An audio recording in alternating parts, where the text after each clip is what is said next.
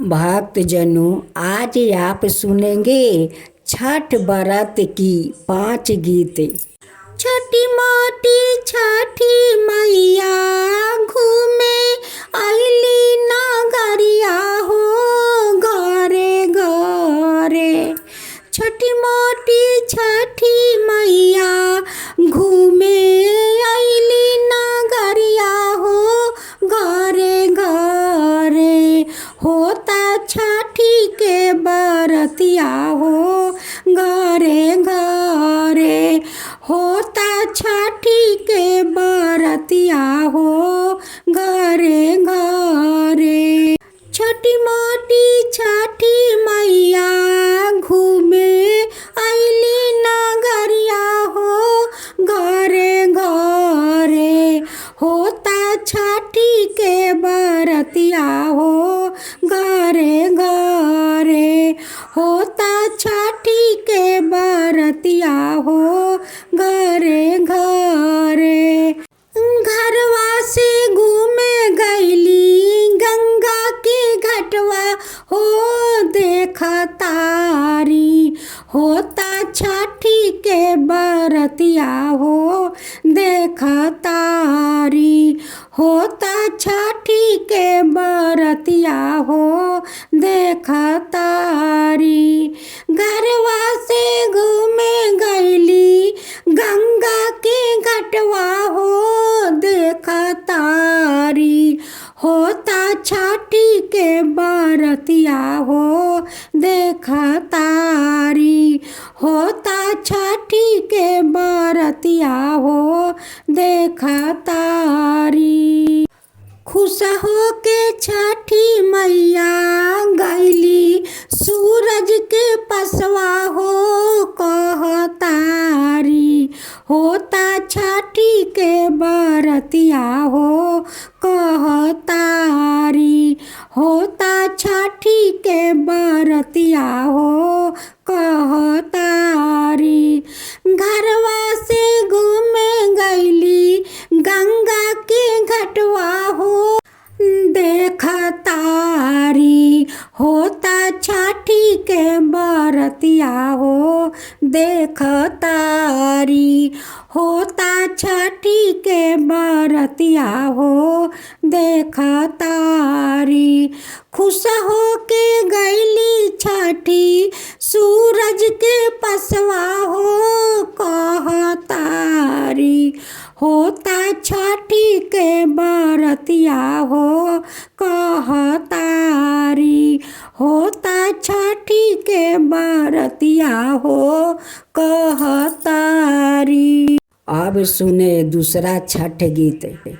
का चाही बसवा के बसहर घरवा है आहे ताई बसहर सुतली छठिया माता जवा रे सूरज देवा है। का चाही बसवा के बसहर घरवा है आहे ताई बसहर सुतली छठिया माता जवारे सूरज देवा है। आसे घुसघुसे घुसु घुसु रुजा देवा है आहे रेशम चलिया बीजे ला बहुत परबिया लोगवा निंदा सोवे है। आसे घुसघुसे घुसघुसु रुजा देवा है सूरज रेशम चोलिया बीजे ला बहुत परबिया लोगवा निंदा सोए हे सूरज रेशम चोलिया बीजे ला बहुत पर परबिया लोगवा निंद सोए। जागवन चलाली चानो ननदो हे भौजो उठ उठ भैले बिनु सार परबिया लोगवा घाटे गईले। हे भौजो उठ उठ भैले बिनु सार परबिया लोगवा घाटे गईले। का तू ननदो चानो ननदो हे ननदो वदे रतिया दिया लूजा गाई परबिया लोगवा निंद सोए। का तू ननदो चानो ननदो हे ननदो दे रतिया दिया लूजा गाई परबिया लोगवा निंद सोए। ननदो न रही तू त काटी मरती हे ननदो कचे निनिया दिया लूजा गाई परबिया लोगवा निंद सोए। का तू ननदो चानो ननदो हे ननदो काचे निनिया दिया लूजा गाई परबिया लोगवा निंद सोए। ननदो न रही तू त काटी मरती हे ननदो काचे निनिया दिया लूजा गाई परबिया लोगवा निंद सोए। अब सुने तीसरा छठ गीत। अरे छोटी मोटी डोमिन के बेटिया तोर भुइया लोटे रे केस। अरे जानी कटिए कार्तिकी माँ से ऊखा वाके रे पेर। अरे जानी कटिए कार्तिकी माँ से ऊखा वाके रे पेर। अरे छोटी मोटी कोमैन के बिटिया तोर भुइया लोटे रे केस। अरे जानी कटिए कार्तिक माँ से केरा वाके रे पेर।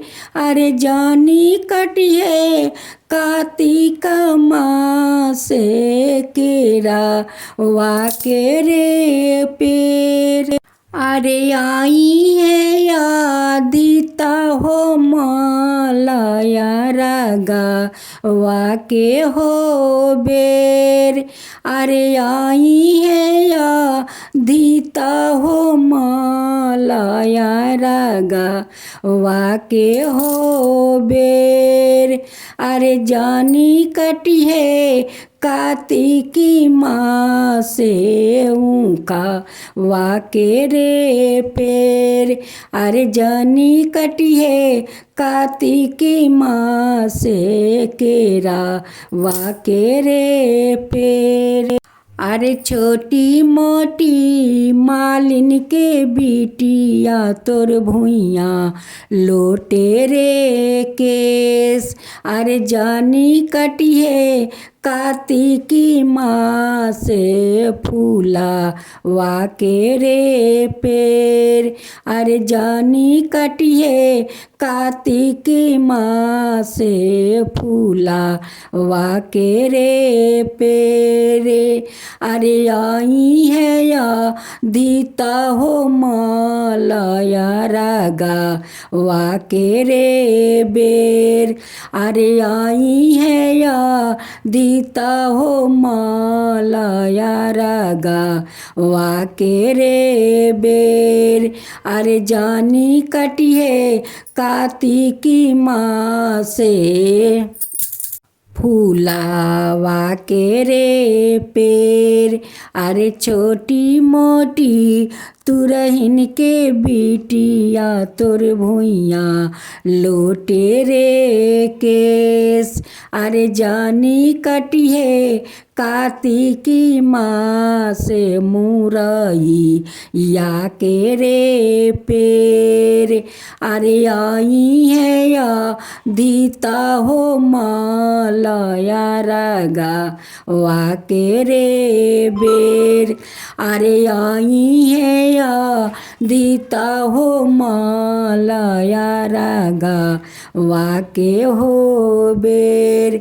अरे जानी कटिए कार्तिकी माँ से मुरई या के हो पेड़। अरे छोटी मोटी फलहारिन के बिटिया तोर भुइया लोटे रे केस। अरे जानी कटिए कार्तिकी माँ से नरियारा वाके रे पेड़।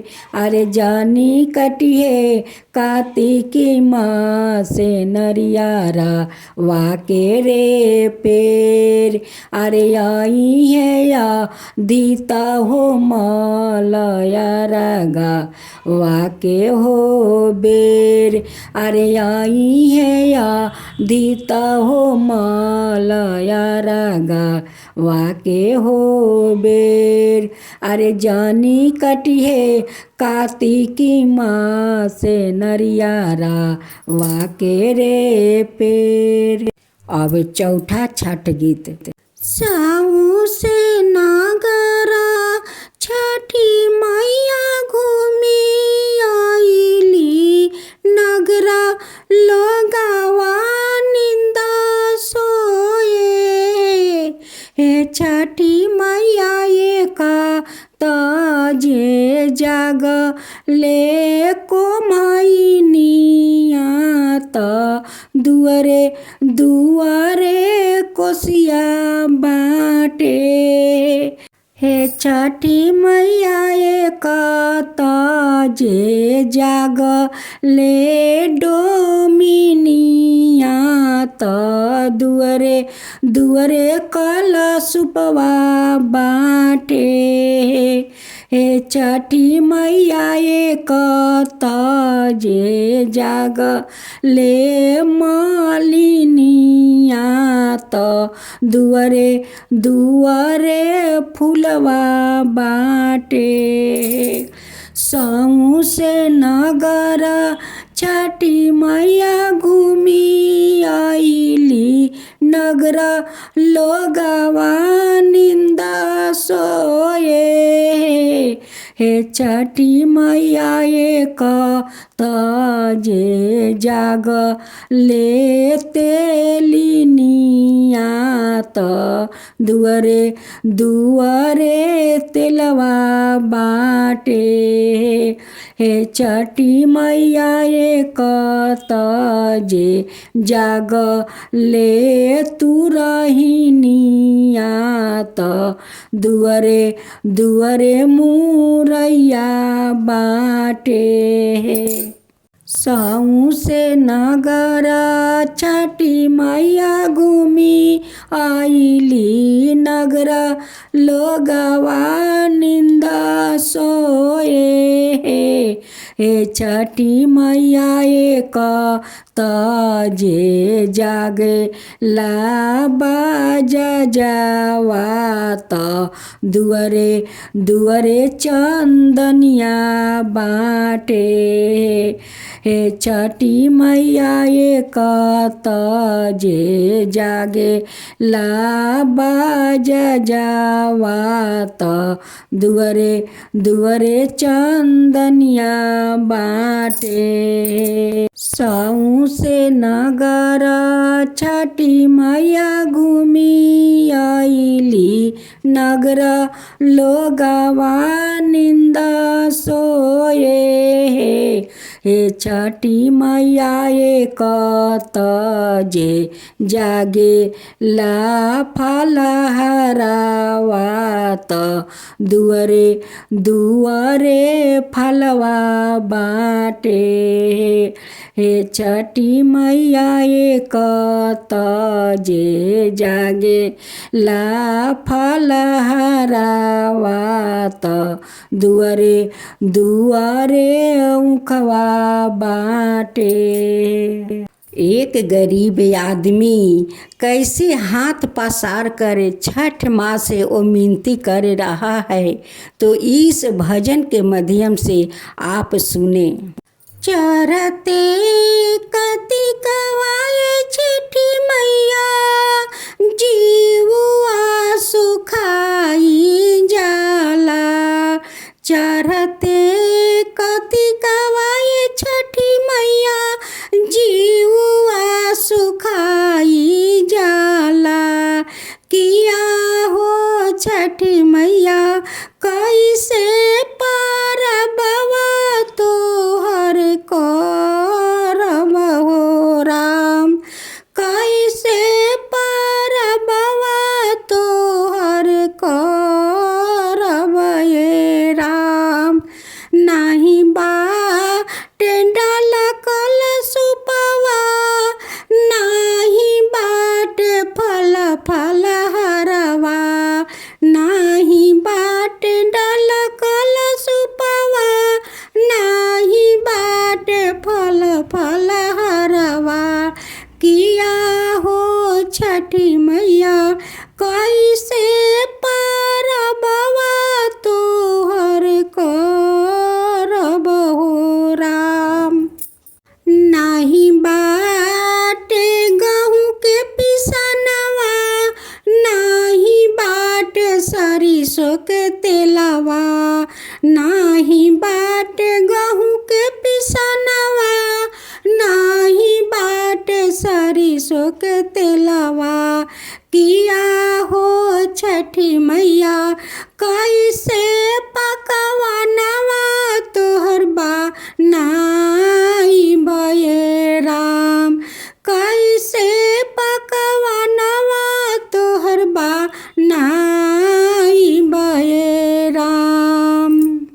नाही बाटे अलता के पतवा नाही बाटे पान सुपरिया।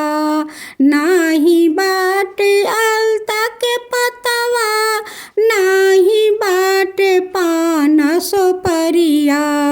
किया हो छठी मैया कैसे के डालवा तोहर सजाई बये राम।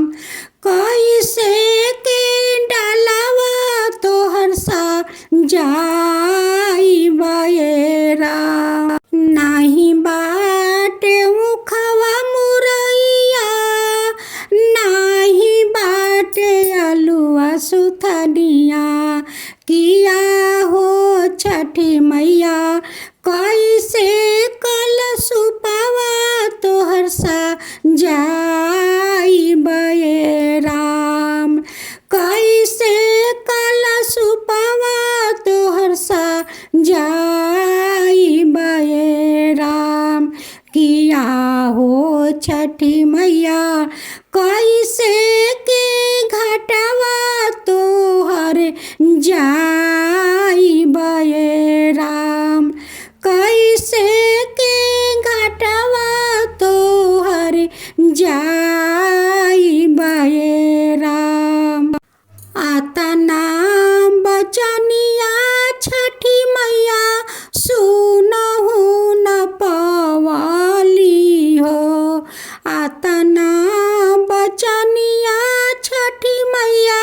सुनहु न पवाली हो।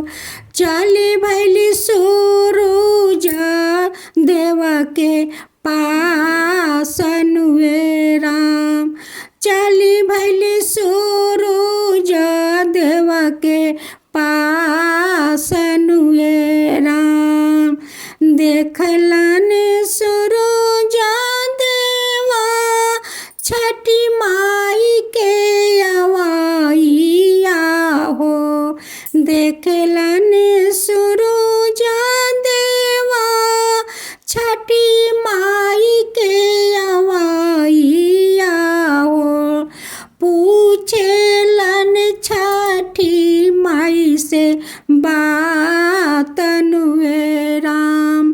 पूछेलन छठी माई से बातन वे राम। कहतु तये छठी विमानवा पे ठवती हो। कहतु तये छठी विमानवा पे ठईती हो। कवने कारणवा चल के आवेलु वे राम। कवने कारणवा चल के आवेलु वे राम। धरती पर रोवताटे हमरो सेवा खावा हो। धरती पर रोवताटे हमरो सेवा खावा हो।